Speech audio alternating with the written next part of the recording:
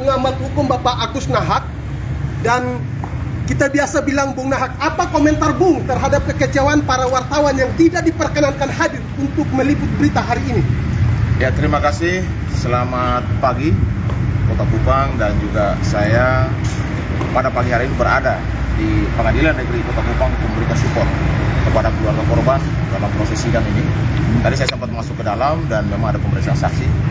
Tadi majelisnya kurang lebih 5 orang dan jaksanya lebih dari 5. Ya, artinya kasus ini luar biasa ya, bukan kasus yang biasa. Jadi kasus ini pun sudah viral di mana-mana dari masyarakat NTT bahkan Indonesia. Dan saya mengikuti perkara ini dari awal. Saya sangat kecewa ya kepada Ketua Pengadilan Negeri NTT untuk supaya mengambil sikap. Karena masyarakat saat ini bertanya-tanya, prosesnya seperti apa? Saya dari awal sudah sampaikan bahwa ini kasus terbuka untuk umum, sidangnya terbuka.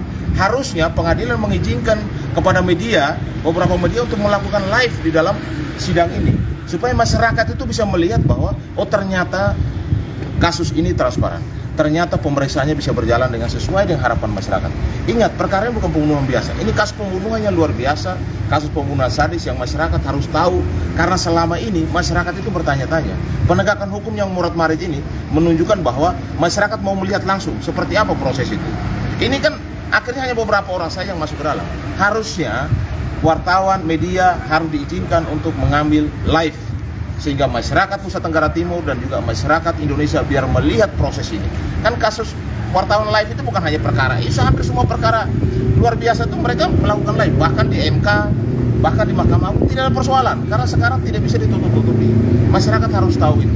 Jadi saya tadi sempat masuk ke dalam, teman-teman wartawan ya, saudara-saudara saya tidak diizinkan masuk untuk mengambil gambar, video, bahkan untuk live pun tidak boleh. Nah, ini saya minta kepada Ketua Pengadilan Tinggi ya, supaya bisa memonitor dan bisa memfasilitasi dan juga bisa membuka ruang untuk masyarakat, terutama juga rekan-rekan wartawan untuk mengambil gambar atau video, bahkan bisa live di ruangan. Jadi masyarakat tidak perlu datang, tapi mereka bisa melihat dari rumah. Jadi bahwa ini semua transparan, jangan ditutup-tutupi. Semuanya sudah kejadian seperti ini. Dari awal satu tersangka, sekarang dua tersangka. Tidak menutupkan bisa tersangka yang lain. Nah, kalau ditutup-tutupi artinya tidak boleh masyarakat luas melihat secara live. Ini kan berarti kan kita lihat bahwa tidak ada transparansi. Makanya saya meminta ya kepada Ketua Pengadilan Tinggi, beliau yang punya kewenangan, untuk memerintahkan kepada Ketua Pengadilan Negeri Kota Kupang untuk supaya ini dibuka untuk live, sehingga masyarakat melihat prosesnya dari awal sampai nanti ada putusan, semuanya benar-benar transparan, sehingga putusan itu benar-benar keadilan buat korban dan juga mengisi juga harapan daripada masyarakat bahwa benar-benar ada pelaku yang mempertanggungjawab perbuatannya, pasal disangkakan, dan juga ada juga pelaku lain yang saat ini masih dalam proses. Jadi saya sampaikan juga bahwa kemarin kalau tidak salah tanggal 2 Juni ya, itu kan berkasnya IU kan dikembalikan P18, artinya ditolak, tapi ada nanti petunjuk di P19.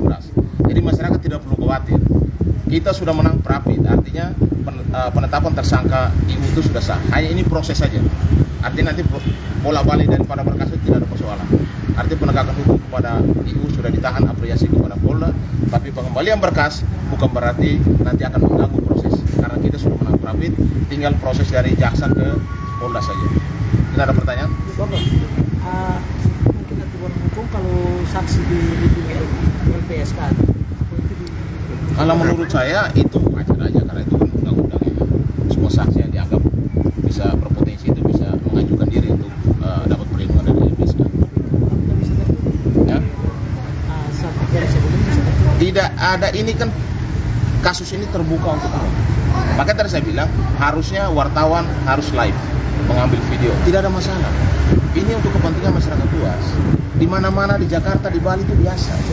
Jadi maksud saya di NTT juga harus diberlakukan. Jangan sampai masyarakat bertanya-tanya, akhirnya muncul lagi bahwa runtuh lagi kepercayaan masyarakat terhadap penegakan hukum di Nusa Tenggara. Biarkan saja masyarakat melihat semuanya biar berjalan dengan baik. Ya, bagus. Tadi kami dilarang mengikuti persidangan karena dengan alasan ada saksi mahkota atau saksi kunci di dalamnya, sehingga kami dilarang.